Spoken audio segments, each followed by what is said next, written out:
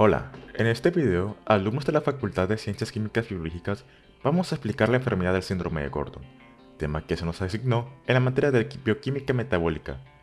Nuestros integrantes del equipo son Armenta Nieblas Julio Enrique, González Pérez Luis Mario y López Villegas Andrés.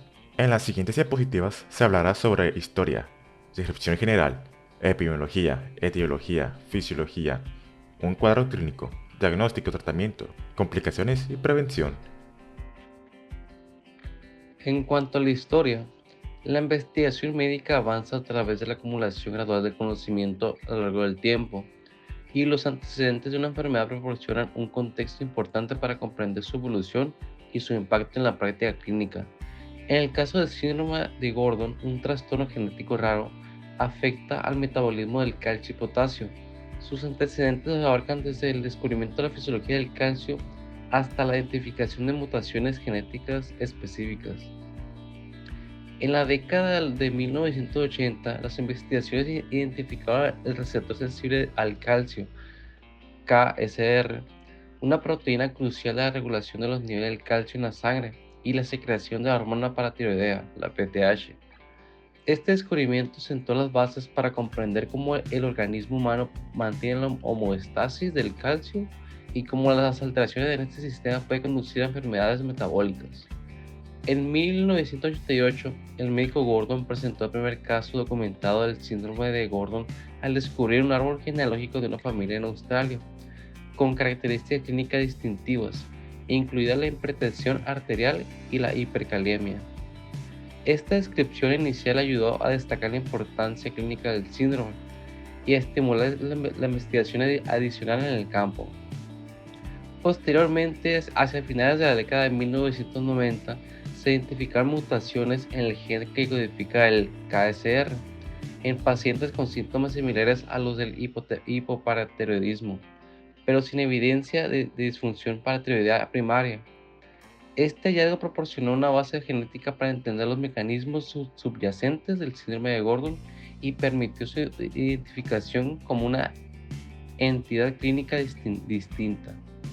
Además, en el año 2000, Denis Nicodem identificó mutaciones en los genes WNK1 que explicaban el fenotipo observado de una familia francesa con síntomas similares a los descritos por Gordon. Este hallazgo proporcionó una base genética para el síndrome de Gordon, lo que ayudó a comprender mejor sus mecanismos subyacentes. Estos antecedentes sentaron las bases para la comprensión del síndrome de Gordon y su relación con las mutaciones del gen KSR, lo que ha llevado a avances significativos en el diagnóstico, tratamiento y manejo de esta enfermedad rara. En cuanto a su descripción general, el síndrome de Gordon es un trastorno hereditario poco frecuente que afecta el movimiento en las articulaciones de las extremidades superiores e inferiores, también conocido como artrogriposis distal. Las personas con ese trastorno pueden hacer con varios dedos fijos en posición flexionada, pies ambos y una abertura en el paladar. Sus articulaciones suelen ser muy rígidas o son incapaces de moverse. La inteligencia suele ser normal. La variedad y la gravedad de los síntomas pueden variar de una persona a otra. Por otro lado, el pseudo-hipoaldosteronismo tipo 2 o la PHA2, también conocido como síndrome de Gordon o síndrome de hipertensión familiar e hipercalemia, es un trastorno caracterizado por problemas en la regulación de las concentraciones de sodio y potasio en el organismo. Las personas con PHA2 pueden desarrollar hipertensión e hiperpotasemia a pesar de una función renal aparentemente normal.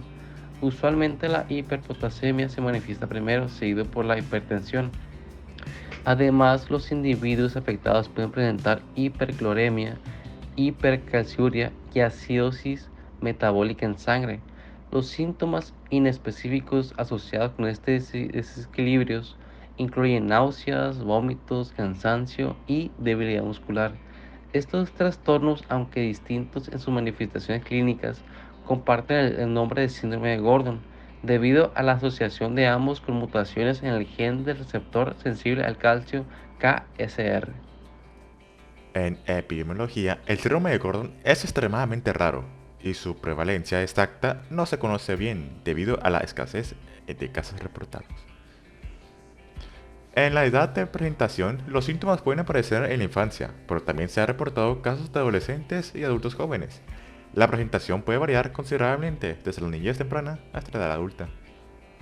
Mientras tanto, en la herencia, el síndrome de Gordon se hereda de manera autosómica dominante. Esto significa que una persona solo necesita una copia del gen alterado de uno de los padres para desarrollar la enfermedad. En los factores genéticos, el síndrome de Gordon está asociado con mutaciones de varios genes que regulan el transporte del sal en los riñones.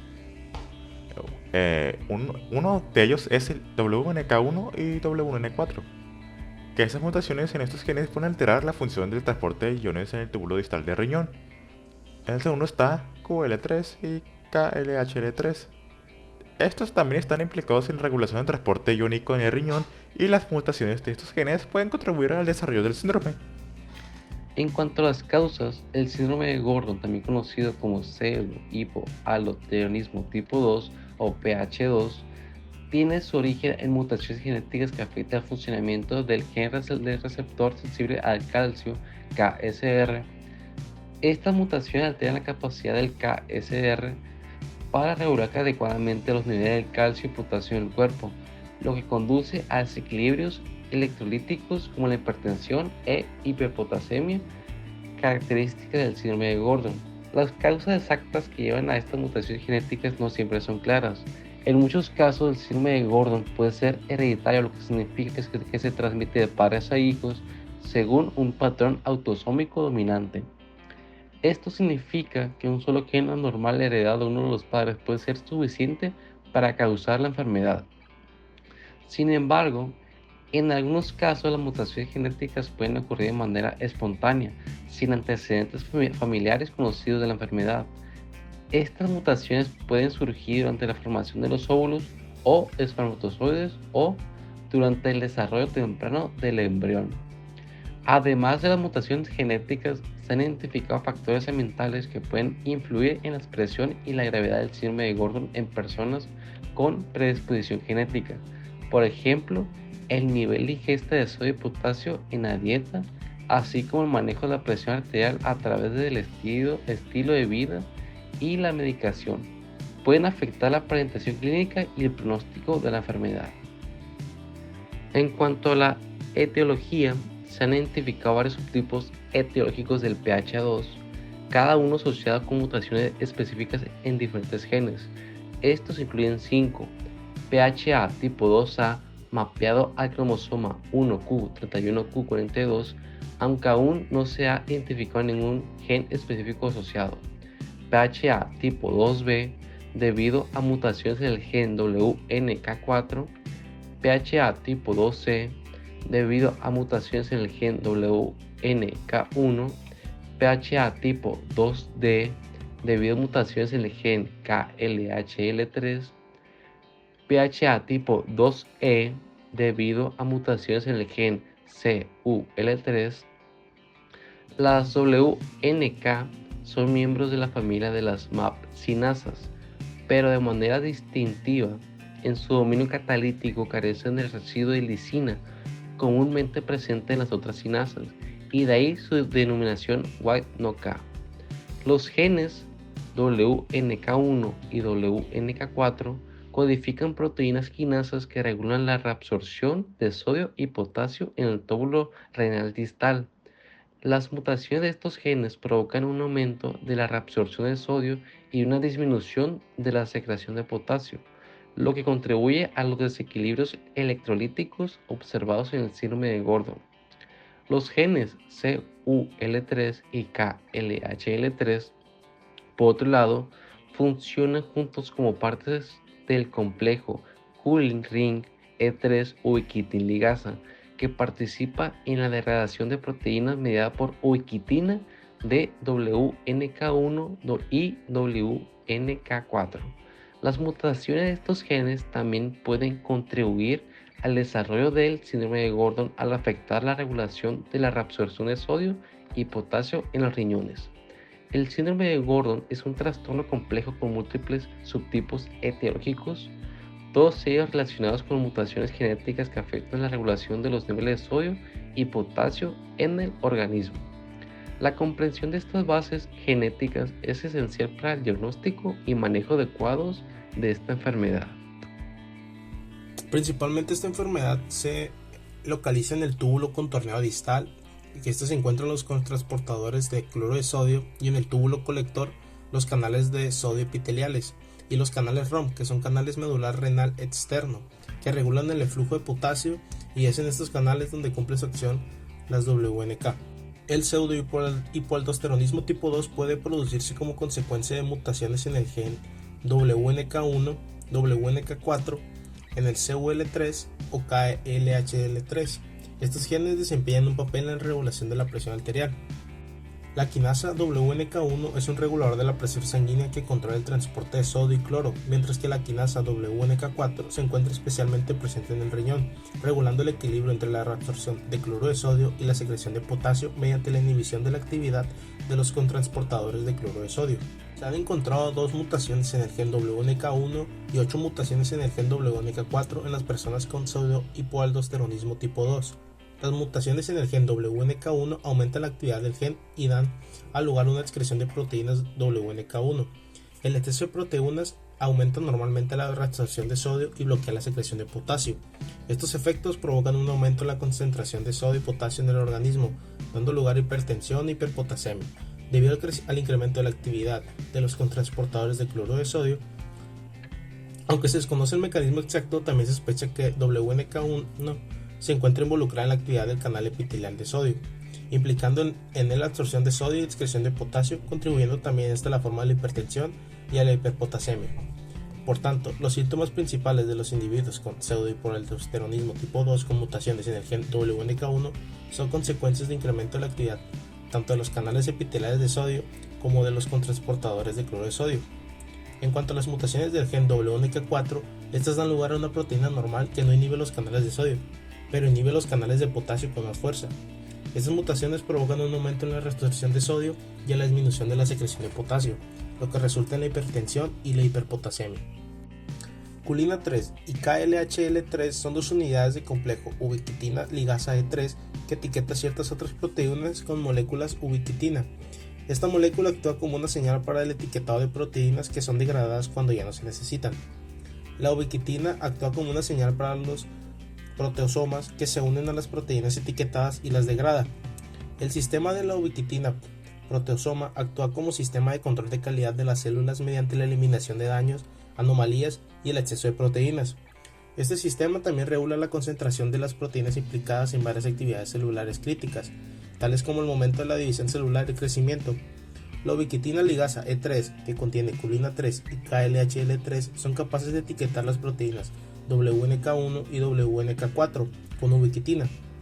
Estas proteínas están implicadas en el control de la presión sanguínea en el organismo mediante la regulación de la cantidad de WNK1 y WNK4 disponible.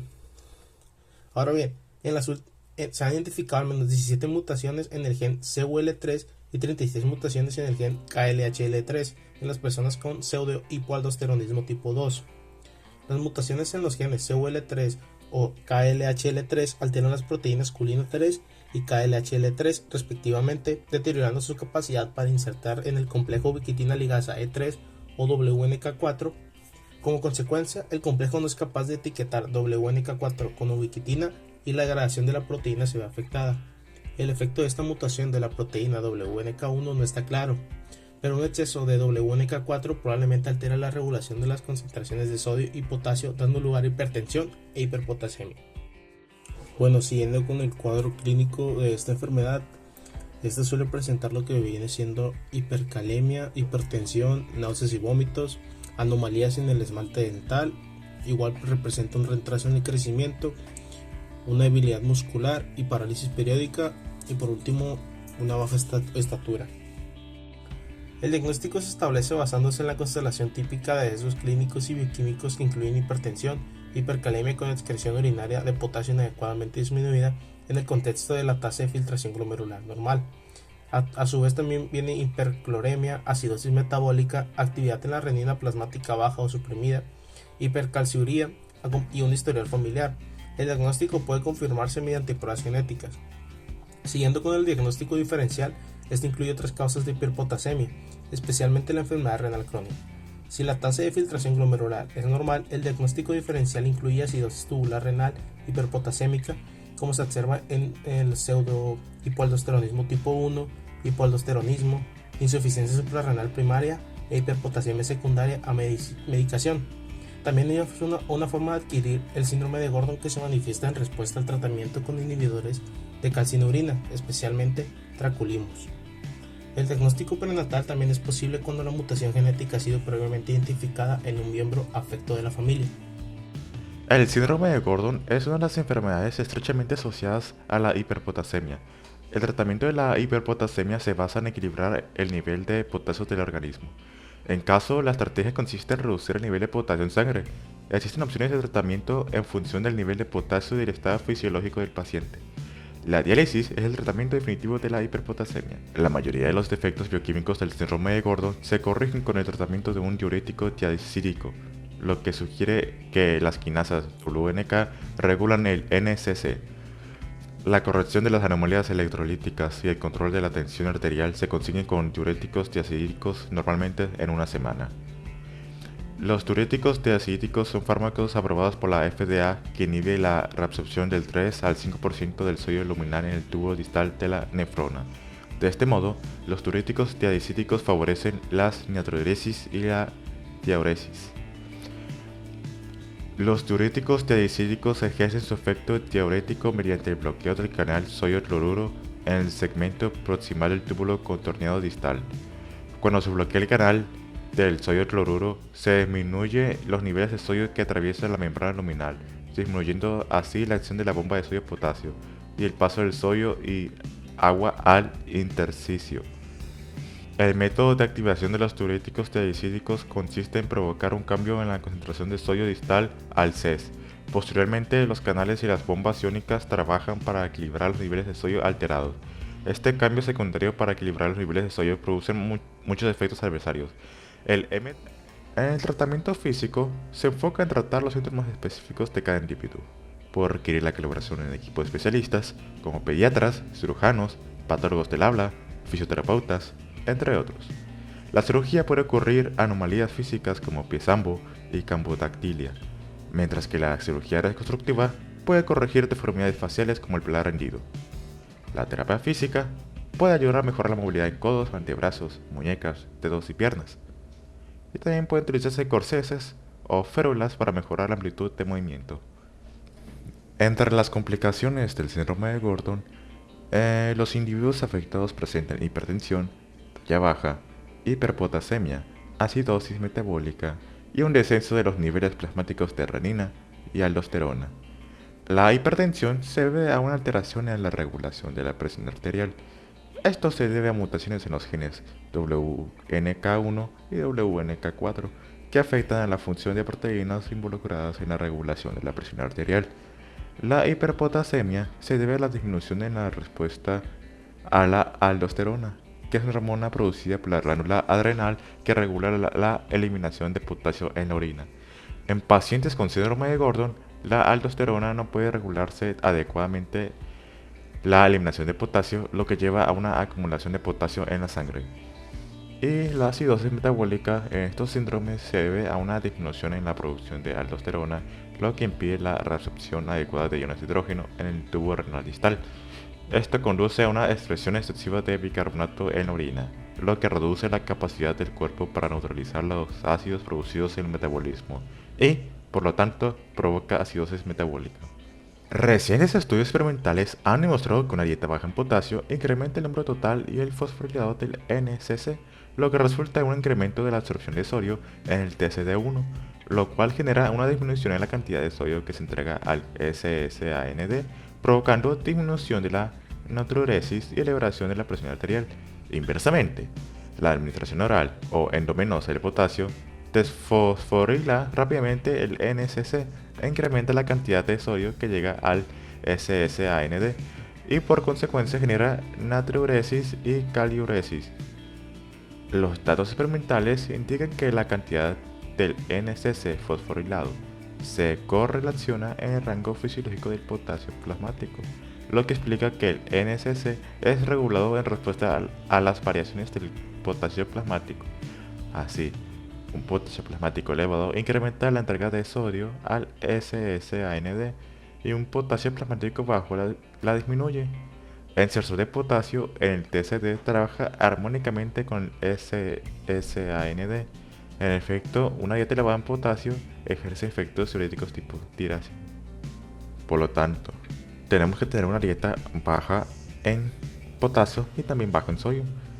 En estudios, aproximadamente el 70 al 80% de sodio en la dieta proviene de alimentos procesados y comida de restaurantes.